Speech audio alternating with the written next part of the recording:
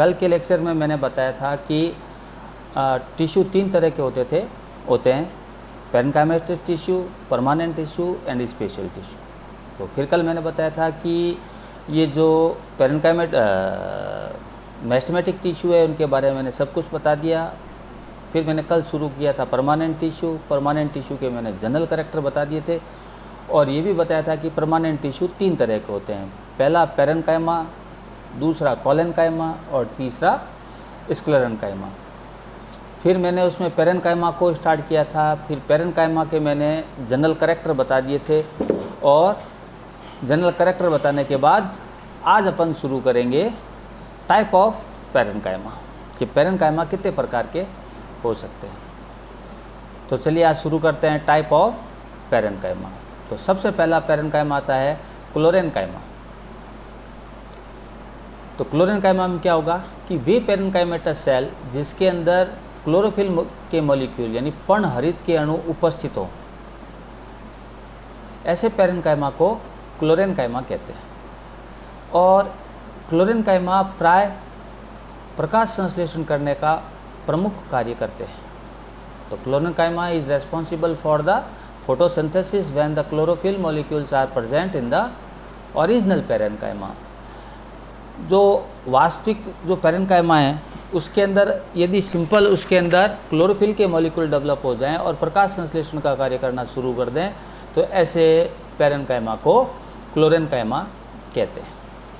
दूसरा आता है एरेन्काइमा, कि वे पैरेन्काइमा जिसके इंटरसेलुलर स्पेस बड़े हों तथा उनमें वायु भरी रहे, तो ऐसे पैरेन्काइमा को एरेन्काइमा कहते हैं। और एरेन्काइमा प्राय जो एक्वेटिक प्लांट होते हैं यानी जलीय पादप होते हैं उनमें पाए जाते हैं। और ये एरेन्काइमा क्या करते हैं, उस प्लांट को तैराने में, फ्लोटिंग में या प्लावकता में मदद करते हैं। तो दूसरा कौन हुआ, एरेन्काइमा।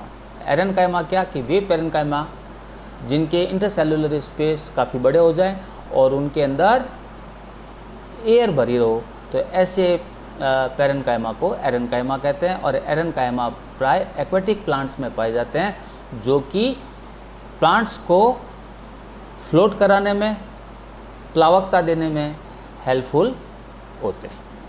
2 हो गए, पहला कौन सा, क्लोरेन्काइमा, दूसरा कौन सा हुआ, एरेन्काइमा, और तीसरा कौन सा हुआ, तीसरा लेते हैं इडियोब्लास्ट। तीसरा कौन सा है, इडियोब्लास्ट। तो वे पैरेन्काइमेटस सेल जिनमें टैनिन, तेल, कैल्शियम ऑक्जेलेट के क्रिस्टल जैसे रेफाइड्स आदि संचित हो, तो ऐसे पैरेन्काइमा को इडियोब्लास्ट कहते हैं।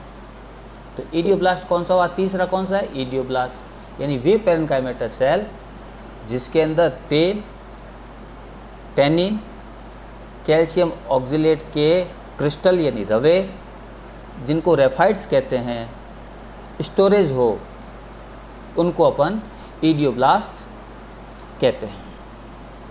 ठीक है। चौथा कौन सा हुआ, चौथा है प्रोसेन्काइमा। प्रोसेन्काइमा में क्या है कि वे पैरेन्काइमेटस सेल जो आकार में, देखो जनरली क्या होती है कि पैरेन्काइमेटस सेल राउंडेड होती है या थोड़ी बहुत अलग शेप की हो सकती है, परंतु यदि पैरेन्काइमेटस जो सेल है वो स्टिक नुमा हो जाए यानी छड़ी के आकार की हो जाए, ठीक है, तो ऐसे पैरेन्काइमा को प्रोसेन्काइमा कहते हैं। इनका प्रमुख कार्य जीरोफिटिक जो प्लांट है यानी कौन से मरुद्भिदीय प्लांट्स है उनमें वाष्पोत्सर्जन की दर को कम करना होता है। ठीक है। प्रोसेन्काइमा क्या होगा कि वाष्पोत्सर्जन की दर को कम करेंगे, किसमें, जीरोफिटिक प्लांट में। जीरोफिटिक प्लांट में वाष्पोत्सर्जन की दर को कम क्यों करेंगे, क्योंकि आपको पता है कि जो जीरोफिटिक कंडीशन होती है उसके अंदर टेम्परेचर हाई रहता है, विंड वेलोसिटी हाई होती है, पानी की कमी होती है, लाइट इंटेंसिटी हाई होती है। तो ऐसी स्थिति में प्लांट क्या है कि वो वाष्पोत्सर्जन की दर को बढ़ा देता है। जीरोफाइट है, प्लांट में पानी मतलब भूमि में पानी वैसे भी नहीं है और वाष्पोत्सर्जन की दर अगर तेज़ हो गई तो प्लांट के अंदर पानी की कमी हो जाएगी और प्लांट के डेथ होने की या मृत होने की संभावना बढ़ जाती है। तो तो ऐसी स्थिति में क्या होगा कि जो प्रोसेनकाइमा होंगे वो ऐसे पादपों में उपस्थित रहते हैं और वाष्पोत्सर्जन की दर को कम करते हैं। तो ऐसे पैरेन्काइमा को अपन क्या कह देते हैं, प्रोसेनकाइमा कह देते हैं। ठीक है, और ये प्रोसेनकाइमा कभी कभी क्या होता है कि ये प्लांट की जो पेरीसाइकिल होती है, डाइकॉट प्लांट्स की जो पेरीसाइकिल होती है उसमें भी उपस्थित रह सकते हैं। तो इसका मतलब क्या हुआ कि एक तो क्लोरेनकाइमा अपनी जगह महत्वपूर्ण है, क्यों, क्योंकि ये वाष्पोत्सर्जन कराती है। एरेनकाइमा अपनी जगह महत्वपूर्ण है, क्यों, क्योंकि वे जो एक्वेटिक प्लांट है उनको फ्लोट कराने में हेल्प करती है। तीसरा, ईडियोब्लास्ट अपनी जगह महत्वपूर्ण है, क्यों, क्योंकि ये अन्य प्रकार के जैसे तेल है, टेनिन है, कैल्शियम ऑक्जेलेट के जो क्रिस्टल है उनको स्टोर करती है। प्रोसेनकाइमा अपने स्थान पर इम्पोर्टेंट है, क्यों, क्योंकि ये आकार में लंबी होकर के छड़नुमा होकर के जीरोफिटिक प्लांट में वाष्पोत्सर्जन की दर को कम कर देती है। अब 5 बात है स्टिलेट पैरेन्काइमा। कौन सा, स्टिलेट पैरेन्काइमा। केला और केली, ठीक है, के जो प्लांट है उसके पीटियोल में, उनके पीटे, कभी आपने केले की पत्ती देखी होगी कितनी लंबी होती है, और उसका पीटियोल जो होता है पर्णवृंत वो कितना लंबा और कितना हार्ड होता है, ठीक है ना। और इतनी लंबी पत्ती का वेट सहन करने के लिए पीटियोल विशेष रूप से मैनेज होता है। तो ऐसे पत्ती की पीटियोल में क्या होगा कि स्टिलेट पैरेन्काइमा पाए जाते हैं। ये स्टिलेट पैरेन्काइमा उस लीफ की वेट को सहन करने की शक्ति प्रदान करते हैं। तो ऐसे पैरेन्काइमा जो स्टिलेट होते हैं वो स्टार शेप हो जाते हैं। कैसे हो जाते हैं, स्टार शेप। तो केला और केली जैसे जो प्लांट है उनकी लीफ के पीटियोल में पैरेन्काइमेटस सेल स्टार शेप हो जाती है, और ऐसी स्टार शेप पैरेन्काइमेटस सेल को स्टिलेट पैरेन्काइमा कहते हैं। और ये स्टिलेट पैरेन्काइमा का मुख्य कार्य क्या है वो मैंने आपको ये अभी बता ही दिया कि केला और केली की जो लीफ है वो काफ़ी बड़ी होती है और उसके वेट को सहन करने के लिए ये काम में आती है। ठीक है, अब क्या होता है, नेक्स्ट आता है टाइलोसाइट। टाइलोसाइट क्या होता है कि जब पैरेन्काइमेटस सेल में रेजिन कैनाल सीवी ट्यूब में एलोंगेट रूप में पाई जाई तो ऐसे पैरेन्काइमा को टाइलोसाइट कहते हैं। क्या कि जब पैरेन्काइमेटस सेल सीवी ट्यूब किसका ये कंपोनेंट है, फ्लोएम का, ठीक है। तो फ्लोएम के सीवी ट्यूब में रेजिन कैनाल एलोंगेट रूप में उपस्थित हो तो ऐसे पैरेन्काइमा को अपन क्या कहेंगे, टाइलोसाइट कहेंगे।